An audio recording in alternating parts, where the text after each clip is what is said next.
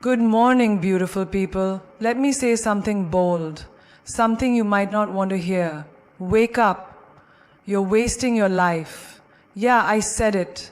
You're scrolling through other people's lives like they're more interesting than yours. You're dimming your light because someone else told you that you're too much. You're waiting for a sign, for permission, for the perfect moment. But guess what? Life isn't waiting for you. Time doesn't care if you're afraid. Look, I know what fear feels like. I've felt it in my bones, in audition rooms where no one saw me. I've carried it from India to America across oceans of doubt. I've heard the word no in more languages than I can count. And yet, here I am. Not because I was fearless, but because I moved despite the fear. You are not meant to live on autopilot. You are not put here to just exist, swipe, compare, complain, and then do it all over again. You were designed to disrupt, to dream, to do. Most people spend their lives waiting for the perfect moment, for the right opportunity, for a sign from the universe. We tell ourselves, I'll start tomorrow, or maybe next year will be better.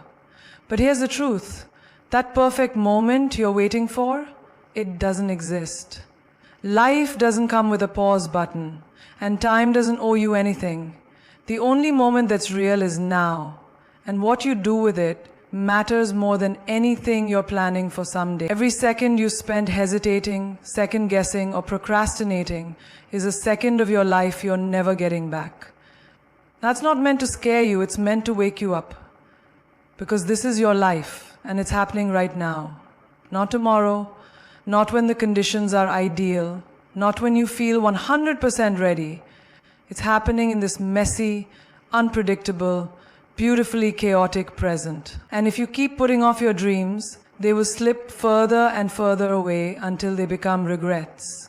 You don't need to have it all figured out to begin. Starting imperfectly is better than never starting at all. Too many people wait for clarity before they take the first step, not realizing that clarity comes from action. You discover your strength by using it.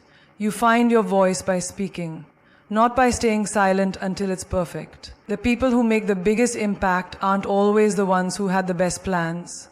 They're the ones who moved, who acted, who were brave enough to start before they were ready. The world rewards action. It responds to energy.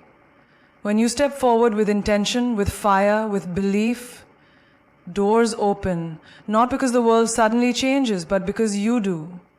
Your mindset shifts, your confidence grows, you start becoming the person you were always meant to be. So stop overthinking. Stop telling yourself you're not good enough yet, not qualified enough, not talented enough.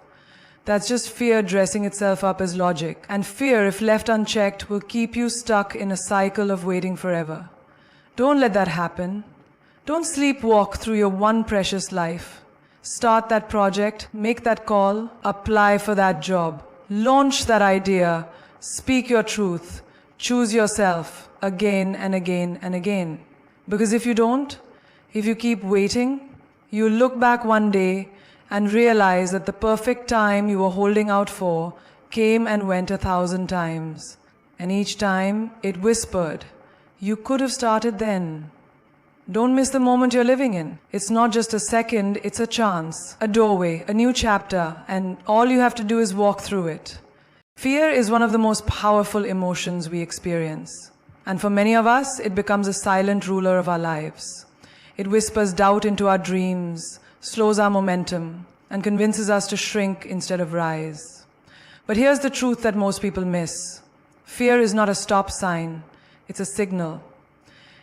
It doesn't mean don't go there. It means go carefully, go boldly, go anyway.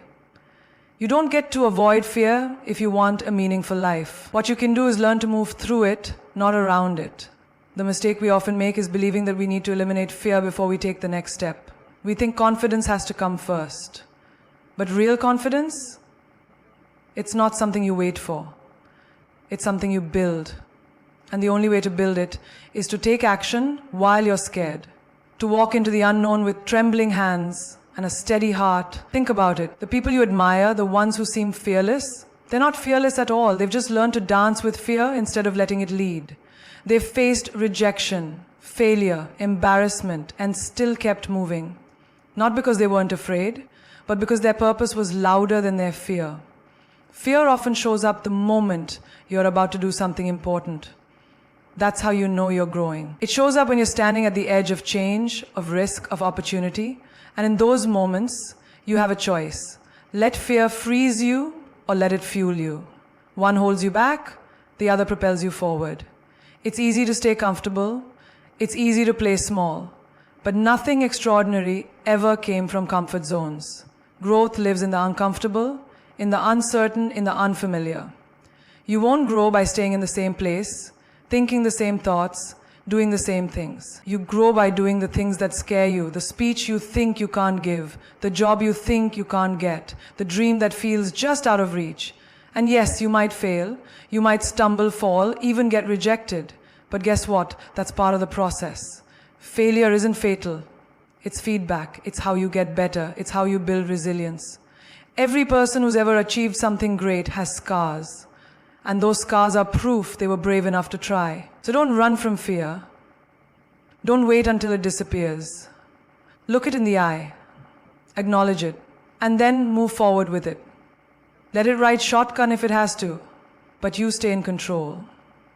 Because the life you want, the person you're meant to become, is on the other side of that fear. And the only way to get there is to move. We spend so much of our lives looking outward, searching for approval, for permission, for a green light from someone else to chase what we want. We shrink ourselves to fit into boxes built by society, by culture, by family expectations. We wait for someone to say, yes, you're good enough. Yes, you're ready. Or yes, now you can try. But here's the reality. No one is coming to give you that permission. You have to give it to yourself. You don't need anyone's validation to take up space, to be bold, to go after what sets your soul on fire. You don't need to wait for someone to clap for you before you start. The idea that we need to earn the right to be seen or heard is a lie we've been fed for too long. You were born worthy. You were born with something only you have. Your voice, your perspective, your story. And if you keep hiding it, waiting for some invisible sign that says you're finally enough, you'll miss the whole point of your life. The world doesn't need another copy of someone else. It needs you in your raw, real, unfiltered brilliance. You don't need to tone yourself down because someone told you you're too loud, too ambitious, or too much. Too much for who? Maybe they're not used to people owning their greatness, and that's not your problem. That's their comfort zone being shaken. And that's a good thing. You weren't made to dim your light just because it makes others squint. You weren't made to fit in. You were made to stand out. The people who make the most impact, who change industries, who write history, they're rarely the most agreeable, they're rarely the most polished. They're the ones who showed up as their full selves, unapologetically. They're the ones who believed in themselves when no one else did. And the difference between them and everyone else? They didn't ask for permission to be great. They decided they were. It's easy to fall into the trap of comparison, scrolling through highlight reels, measuring your worth against someone else's timeline. But the truth is, there's no competition when you're in your own lane. The moment you stop chasing approval is the moment you get to create something real, something powerful, something that belongs to you. And when you do that, when you own your voice, your vision, your worth, something shifts. You stop waiting, you stop apologizing, you stop playing small. And that's when the world starts paying attention, not because you asked it to, but because you finally started showing up as the real you. So don't dim your light, don't downplay your dreams, don't wait for permission. You are already enough. And the moment you believe that, everything changes. So many people go through life half awake.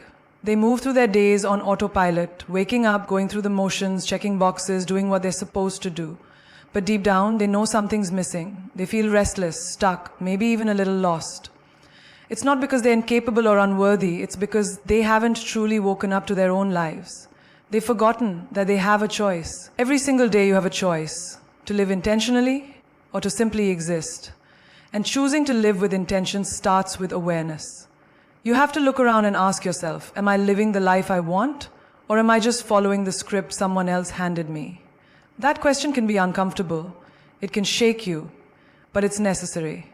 Because until you're willing to be honest with yourself, you'll stay stuck in patterns that no longer serve you. You'll keep moving, but not in a direction that fulfills you. You'll stay busy, but never feel satisfied. Waking up means recognizing that your life is happening now, not in some distant future after you've achieved everything or figured it all out. Now, right here. This moment is all you have, and it deserves your full presence. It's easy to get distracted. Our world is loud. We're constantly bombarded by other people's opinions, dreams, timelines, and expectations. We scroll for hours, comparing ourselves, consuming content instead of creating our own path. That constant noise can numb you. But if you get quiet, if you really listen, you'll hear something powerful. You'll hear your own voice, the one that remembers who you were before the world told you who to be. That voice, that's your compass. It's trying to wake you up.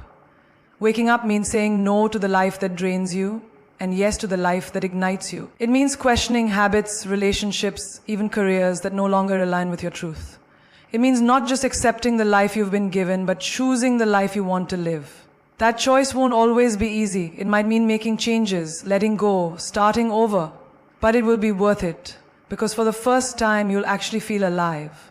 There's so much beauty, opportunity, and magic in this world. But you have to be awake to see it. You have to be in it, fully engaged, fully present. Not coasting, not waiting, not surviving. Living with purpose, with fire, with joy. Because life is not a rehearsal. You don't get a second version to go back and do it differently. This is it.